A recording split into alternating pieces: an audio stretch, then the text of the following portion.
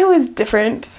It was pretty different. I'd been to Europe, so I kind of like was ready for the European vibe. But Spain is just so warm and friendly and affectionate that I wasn't expecting that. I remember just being completely exhausted. We woke up at like 4 o'clock in the morning to catch our flight, and then it was a really, really long flight with layovers and all of that, so we hadn't slept in so long. And they're like, okay guys, the best way to get through the time adjustment is if you just stay awake until it's time for bed. And so we tried to stay awake. I fell asleep in personal study. But yeah, it was hard to stay awake, but it was a really good first impression of just like happy, smiley people who were ready to teach us how to be missionaries. So it was exciting. The closest temple is in Madrid, which is about 4 hours on a train or about 8 hours in a bus. So there's not a mission in the temple. Madrid is kind of like the Salt Lake City of Spain. Like it's where most of the Mormons are, and they have a temple and a lot more stakes than Barcelona. The mission itself goes from Santander, which is a little bit northwest of Bilbao, probably about an hour, down, how far? It's like to almost Almeria, so a little bit past Gandia.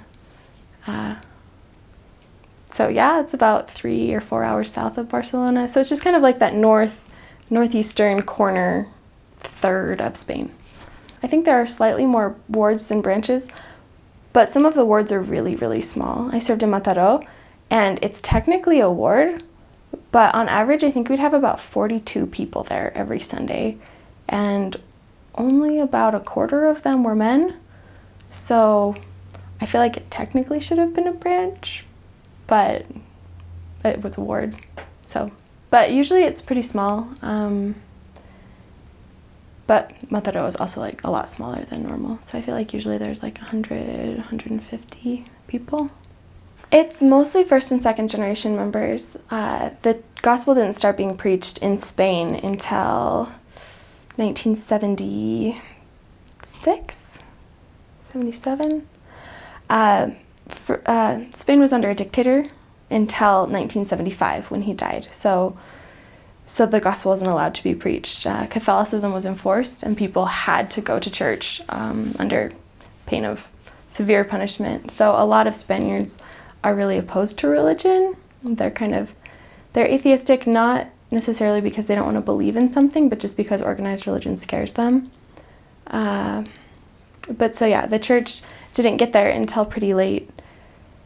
But they're doing really well for how long they've had the church. Like the fact that they have a temple and it's only been like 30 years that the church has even been in Spain is kind of impressive.